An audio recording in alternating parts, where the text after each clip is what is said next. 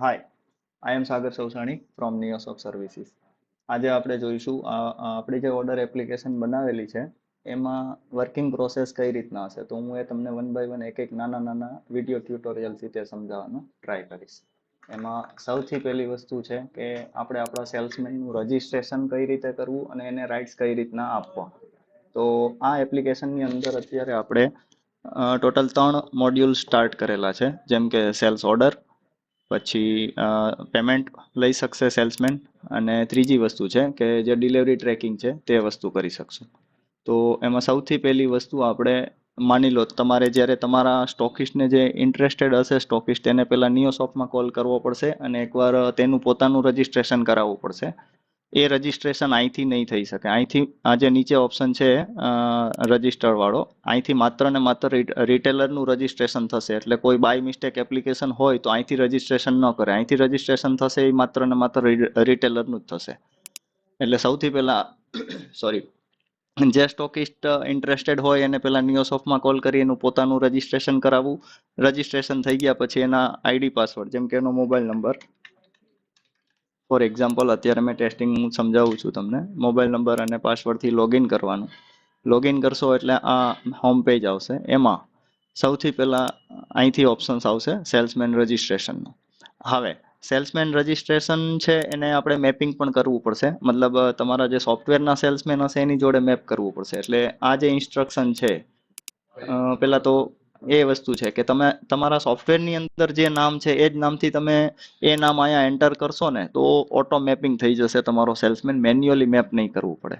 એટલે આ વસ્તુનો ફાયદો લેવા માટે ખાસ જ્યારે પણ તમે સેલ્સમેનનું રજિસ્ટ્રેશન કરો ત્યારે એ ચેક કરવાનું કે અહીંયા જે નામ એન્ટર કરો છો એ તમારા સોફ્ટવેરમાં છે કે નહીં. જો ન હોય તો તમારે મેન્યુઅલી મેપિંગ કરવું પડશે. એટલે અત્યારે આપણે બે રીતના જોઈશું કે એક આપણે ઓટો મેપિંગ કઈ રીતના થઈ જાય છે અને એક એવું જોઈશું કે જેને આપણે મેન્યુઅલી મેપિંગ કરવું પડશે. એટલે સૌ પ્રથમ તમારે સેલ્સમેનના રજિસ્ટ્રેશન માટે અહીંયા જવાનું છે. અહીંયા ક્લિક કરશો, સેલ્સમેન રજિસ્ટ્રેશન ઉપર અહીંયા ક્લિક કરશું. અહીંયા મોબાઈલ નંબર એન્ટર કરવાનો છે. અત્યારે હું ટેમ્પરરી કોઈ એક મોબાઈલ નંબર એન્ટર કરી દઉં છું. અહીંયા પાસવર્ડ એન્ટર કરશું. અહીંયા નામમાં હવે ફોર એક્ઝામ્પલ અહીંયા જે સેલ્સમેનનું નામ હશે, ફોર એક્ઝામ્પલ આપણે અહીંયા આ નામ છે 106 સ્પેસ છોડીને વરાછા, તો એ જ નામથી આપણે અહીંયા રજિસ્ટ્રેશન કરશું 106 વરાછા. એડ્રેસમાં સુરત આપી દઈએ. પિનકોડમાં હું કોઈ પણ અત્યારે એન્ટર કરી દઉં છું.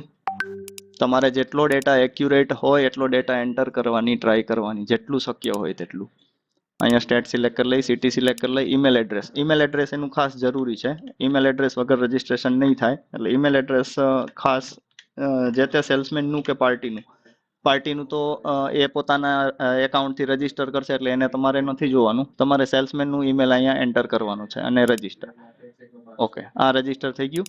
પછી તમે અહીંયા બીજો ઓપ્શન છે સેલ્સમેન મેપ રિક્વેસ્ટ. અહીંયા તમે જોશો અહીંયા ઓપ્શન્સ આવશે ઓલ, મતલબ તમે જેટલા રજીસ્ટર્ડ કર્યા છે કે નથી રજીસ્ટર્ડ કર્યા એ બધી જ રિક્વેસ્ટ જોવી હોય તો અહીંયા ઓલ ઉપર ક્લિક કરશો તો ઓલ આવશે. અપ્રૂવ, મતલબ અપ્રૂવ જેટલા કરેલા છે એ, તો આ બધા અપ્રૂવ વાળા યુઝર આવશે. એમાં તમે જોઈ શકશો કે અત્યારે આપણે 106 વરાછાથી રજીસ્ટ્રેશન કર્યું, એ સેમ નામ તમારા સોફ્ટવેરનું માં પણ એક સેલ્સમેનની એન્ટ્રીનું છે એટલે એ ઓટો મેપિંગ થઈ ગયું છે. બાકી શું થાત કે તમારે મેન્યુઅલી મેપ કરવું પડે. હવે આપણે એક એવું રજીસ્ટ્રેશન બીજું કરીએ કે જેનું નામ સેમ નથી. એટલે હું અહીંયા ફરીથી કોઈ બીજો મોબાઈલ નંબર એન્ટર કરી દઉં છું.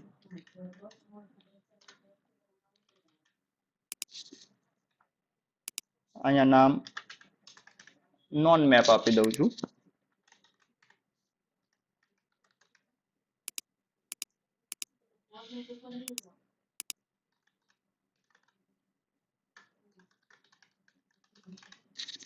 ઓકે, આ રજીસ્ટ્રેશન કરવું.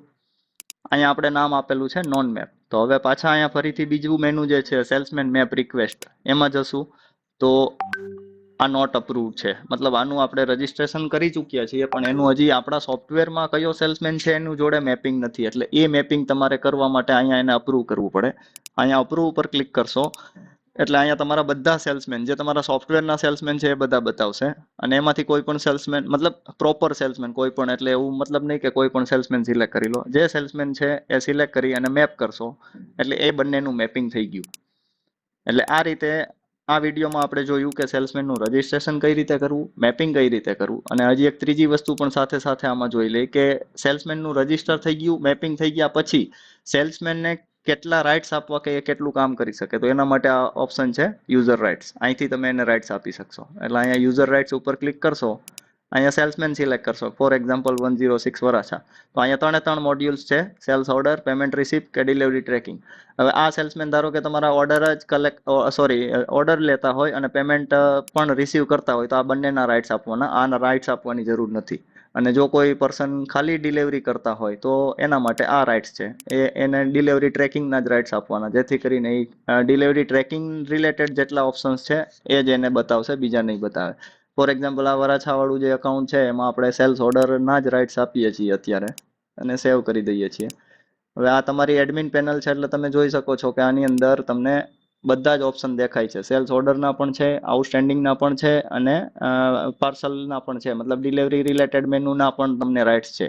હવે જે આપણે વરાછાવાળું અકાઉન્ટ છે એને જેટલા રાઇટ્સ આપ્યા છે એનાથી લોગિન કરીને જોઈએ કે એને કેટલા ઓપ્શન્સ મળે છે. ઓકે, આ આપણા સેલ્સમેન પેનલથી લોગિન કર્યું. આપણે એને માત્ર ઓર્ડરના જ રાઇટ્સ આપેલા છે, એટલે એ અત્યારે માત્ર ને માત્ર ઓર્ડરનું જ કામ કરી શકશે, બીજું નહીં કરી શકે. તો આ પ્રમાણે આપણે પેલા વિડીયોમાં અત્યારે એટલું જ લીધું છે કે સેલ્સમેનનું રજિસ્ટર કઈ રીતના કરવું, એનું મેપિંગ કઈ રીતે કરવું, અને એને રાઇટ્સ કઈ રીતના આપવા. Okay, thank you. નેક્સ્ટ વિડીયોમાં આવશે કે સેલ્સમેન ઓર્ડર કઈ રીતના લેશે, પેમેન્ટ રિસીવ કઈ રીતના કરશે, એ બધી વસ્તુ આગળના વિડીયોમાં આપણે સમજાવશું. ઓકે.